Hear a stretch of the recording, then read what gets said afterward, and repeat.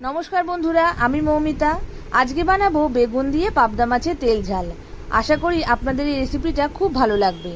তাহলে চলুন বানিয়ে ফেলি। তার জন্য প্রথমে আমি 6 পিস পাবদা মাছ নিয়েছি, ভালো করে কেটে ধুয়ে পরিষ্কার করে রেখেছি। এবার আমি এর মধ্যে হাফ চামচ নুন, হাফ চামচ হলুদ গুঁড়ো আর 1 চামচ সর্ষের তেল দিয়ে খুব ভালো করে ম্যারিনেট করে রেখে দেব। এই রেসিপিটা আমার মায়ের কাছ থেকেই শেখা, আমার ভীষণ পছন্দের একটা রেসিপি।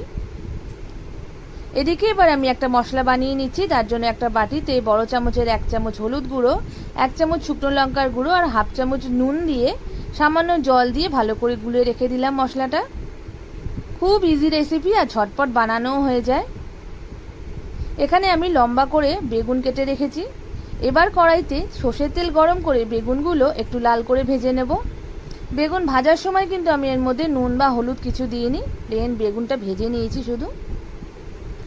বেগুনটা লাল হয়ে গেছে, ভালো করে ভাজা হয়ে গেছে। এবার আমি তুলে নিচ্ছি। এই তেলের মধ্যে এবার আমি পাবদা মাছগুলো এপিট ওপিট হালকা করে ভেজে নিচ্ছি। পাবদা মাছ যেহেতু খুব পাতলা হয়, তাই খুব কড়া করে ভাজার একদমই দরকার নেই। এইরকম হালকা করে ভেজে নিলেই হবে।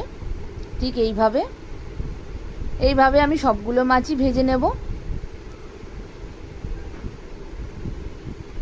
মাছ ভাজা হয়ে গেলে কড়াইতে তেল দিয়ে তার মধ্যে দিয়ে দেবো আমি হাফ চামচ কালো জিরে আর 3টে কাঁচা লঙ্কা। কাঁচা লঙ্কাগুলোর মাঝখান থেকে ছিঁড়ে দিয়েছি। একটু ফ্রাই হয়ে যাওয়ার পর বাটিতে গুলে রাখা মশলাটা আমি এর মধ্যে দিয়ে দেবো। মশলাটা খুব ভালো করে কষিয়ে নিতে হবে, যাতে মশলার কাঁচা গন্ধটা না থাকে। মশলা কষানো হয়ে গেলে এখানে আমি 1.5 কাপ মতো জল দিয়ে দিলাম। আপনারা যেরকম ঝোল খেতে পছন্দ করেন সেই অনুপাতে জল দেবেন। ঝোলটা ভালো করে ফুটে আসলে এর মধ্যে একে একে আমি পাবদা মাছ আর বেগুনটাও দিয়ে দেবো। পাবদা মাছ যেহেতু খুব নরম পাতলা মাছ, তাই খুব বেশিক্ষণ ফোটানোর দরকার নেই। মিনিট খানিক মতো ফুটিয়ে নিলেই হবে। মিনিট খানিক ফোটানোর পর এর মধ্যে দিয়ে দেবো আমি কুচি করে রাখা ধনেপাতা। ধনেপাতার ফ্লেভারটা কিন্তু দারুণ লাগে এই রেসিপিতে। ধনেপাতা দিয়ে একটু নাড়াচাড়া করে নিলেই রেডি হয়ে যাবে বেগুন দিয়ে পাবদা মাছের তেল ঝাল। অবশ্যই বাড়িতে বানাবেন আর গরম ভাতের সঙ্গে পরিবেশন করবেন। দুর্দান্ত স্বাদের একটা রেসিপি। আমার রান্না ভালো লাগলে আমার চ্যানেলটাকে লাইক, শেয়ার এবং সাবস্ক্রাইব করবেন।